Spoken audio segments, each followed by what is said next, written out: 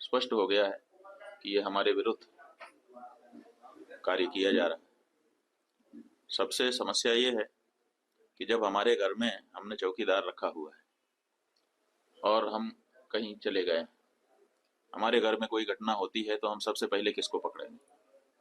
सबसे पहले तो चौकीदार को पकड़ेंगे ना, कि तुम कहाँ थे, क्यों ये घटना हो गई तुम्हारे रहते हुए, किस लिए तुमको रखा था। लेकिन यहाँ नहीं ऐसा हो रहा है। यहाँ जो है कहते तो हैं कि हम चौकीदार हैं, लेकिन चौकीदारी अगर की गई होती, हाँ चौकीदार अगर अपने काम में पक्का होता है तो उसके ऊपर आक्रमण करके उसको कोई मार दे, लेकिन फिर कहा जाता है कि इस चौकीदार ने अपना निभाया। यहाँ तो कुछ पता ही नहीं है, कोई लड़ा ही नहीं उनसे, किसी ने उनको रोकने की कोशिश ही कहीं नहीं की। वो आए, घटना की, आराम से चले गए, कहीं पर उनको कोई बाधा नहीं। कहाँ है चौकीदार? और चौकीदार के बारे में चर्चा ही नहीं हो रही है। अब कह रहे हैं हम उनको सबक सिखा देंगे, हम ये कर देंगे, हम वो कर देंगे। पाकिस्तान की धरती से आए थे। अरे भाई, पाकिस्तान की धरती से आए थे, इतनी जल्दी कैसे पता चल गया आपको? और अगर इतनी जल्दी आपको पता चल जाता है तो घटना के पहले क्यों नहीं पता चल गया? और दूसरी बात यह है कि अगर पाकिस्तान से आए तो पाकिस्तान के खिलाफ अच्छी तगड़ी कार्रवाई करिए। आप कह रहे हैं कि हम सिंधु नदी का जल रोक देंगे।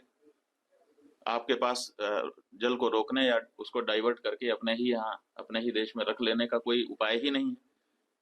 हमने विशेषज्ञों से पूछा कि अगर हम सिंधु नदी का जल पाकिस्तान में जाने से रोकना चाहते हैं तो हमारे पास क्या व्यवस्था है? उन्होंने कहा हमारे पास कोई व्यवस्था नहीं है। अगर हम आज से शुरू करें कि ऐसी व्यवस्था हम बना ले तो पैसा कितना लगेगा वो तो अभी पूछिए ही मत।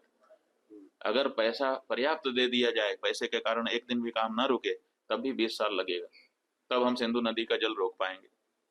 तो ऐसी परिस्थिति में हम ये कह दे रहे हैं कि हम सिंधु नदी का जल रोक लेंगे। और टेलीविजन के एंकर हमने सुना, वो कह रहे थे बूंद बूंद के लिए तरसेगा पाकिस्तान, एक गिलास शुद्ध पानी नहीं मिल पाएगा, खेती नष्ट हो जाएगी, बिजली नष्ट हो जाएगी, ये हो जाएगा, वो हो जाएगा।